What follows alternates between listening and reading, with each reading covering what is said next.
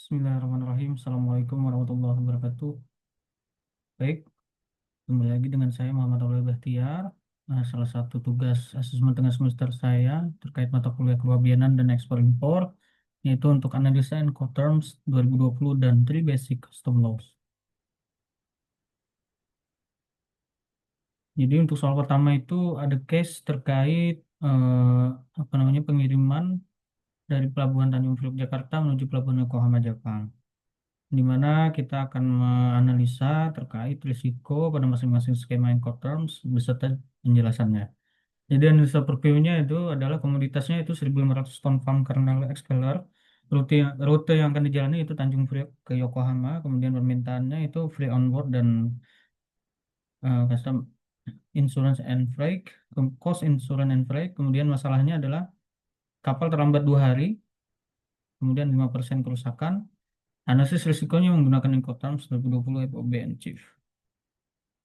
Kemudian untuk analisis risiko skema free on board pelabuhan Tanjung Priok, risiko berpindah dari penjual ke pembeli ketika barang telah melewati falka kapal atau telah on board di kapal yang ditunjuk pembeli di pelabuhan muat. Penjual wajib mengurus ekspor, menyerahkan barang ke atas kapal. Kemudian pembeli menanggung risiko mulai saat barang on board, termasuk freight, asuransi, opsional, dan risiko perjalanan laut. Kemudian keterlambatan kapal 2 hari untuk skema FOB, risiko ditanggung pembeli.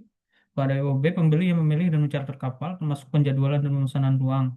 Jika kapal terlambat sebelum barang diserahkan ke kapal, konsekuensinya adalah risiko komersil dan biaya menunggu yang berada pada pihak pembeli karena pembeli yang mengatur kapal. Namun kerusakan barang belum dipindahkan, risikonya itu tetap dipenjual sampai barang naik kapal. Keterlambatan kapal tanggung jawab pembeli dalam hal biaya waktu tunggu atau konsekuensi komersil. Kemudian risiko kerusakan akibat keterlambatan masih menjadi milik penjual selama barang masih di darat dan belum on board. Kemudian kerusakan 5% pelabuhan muat. Untuk free on board, risikonya di penjual. Kemudian alasan risiko baru berpindah setelah barang telah on board. Kerusakan terjadi di pelabuhan muat dan diasumsikan sebelum barang menaiki kapal. Karena barang belum melewati falka kapal, maka penjual tetap memikul risiko dan wajib mengganti kerusakan tersebut. Kerusakan 5% saat masih di pelabuhan muat menjadi tanggung jawab penjual. Kemudian analisa risiko skema Chief Pelabuhan Yokohama.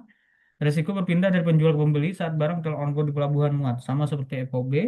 Berbeda dengan FOB, yang pertama penjual membayar freight sampai pelabuhan tujuan, kemudian penjual menyediakan asuransi minimal ICCC untuk pembeli. Namun risiko tetap berpindah di pelabuhan muat, bukan di pelabuhan tujuan.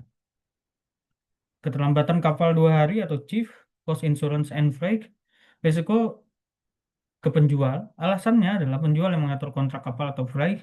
Jika kapal datang terlambat sebelum barang naik ke kapal, maka risiko kerusakan masih ada pada penjual karena barang belum on board. Biaya akibat keterlambatan kapal, storage, demurrage port, handling tambahan, umumnya melekat pada pihak yang mengontrak kapal atau penjual. Keterlambatan kapal 2 hari, konsekuensi komersil dibebankan kepada penjual. Kemudian kerusakan 5% di pelabuhan muat untuk Chief, risiko itu ditanggung menjual. Alasannya, risiko hanya berpindah ketika barang telah on board. Kerusakan terjadi di pelabuhan muat, yaitu sebelum barang melewati falka kapal. Penjual juga wajib menyerahkan barang dalam kondisi baik sampai saat loading. Dengan demikian, penjual menanggung risiko kerusakan 5%. Ringkasan dan kesimpulannya, dalam kedua skema Incoterms ini, kerusakan muatan 5% di pelabuhan muat tetap menjadi tanggung jawab penjual, karena risiko baru berpindah setelah barang naik ke kapal. Perbedaan utama muncul pada keterlambatan kapal.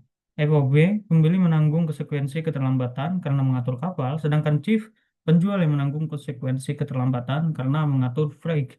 Namun untuk risiko kerusakan barang akibat keterlambatan sebelum onboard dalam kedua skema tetap menjadi risiko penjual. Kemudian untuk soal yang kedua yaitu membahas three basic of custom laws. Dengan berlandas pada 3 instrumen tersebut, pertanyaannya bagaimana kondisi ini dapat memberikan keuntungan optimal bagi eksportir, importir, dan negara. Baik, kita bahas untuk three basic custom laws. Yang pertama itu nilai PBN atau custom valuation untuk menentukan biaya dan pajak.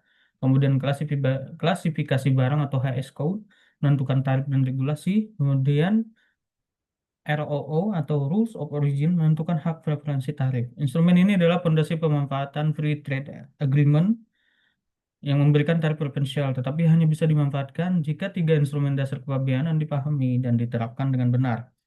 Artinya, FTA tidak otomatis mengurangi tarif eksportir atau importir harus memenuhi ROO menggunakan HS code yang tepat dan mengisi nilai pabean yang benar. Keuntungan untuk eksportir, akses pasar lebih luas, kemudian peningkatan daya saing harga, kemudahan proses ekspor dan insentif ekspor. Dengan memanfaatkan FTA, IS, CEPA, kemudian ICEP, RCEP, dan sebagainya, produk Indonesia bisa masuk ke negara tujuan dengan tarif lebih mudah atau 0%, mendapat akses pasar lebih luas, biaya lebih efisien, dan daya saing meningkat. Keuntungan untuk importer yaitu pengurangan biaya impor, optimalisasi perencanaan supply chain, menghindari kesalahpabeanan. Importer bisa mendapat tarif biaya masuk rendah atau 0%, kemudian PPN dan PPh impor menjadi lebih efisien tergantung HS code, total landed cost lebih murah. Namun, importer harus menentukan HS code yang benar, kemudian memastikan ROO terpenuhi. Biaya impor lebih rendah, perencanaan supply chain lebih baik, dan risiko kepabeanan menurun.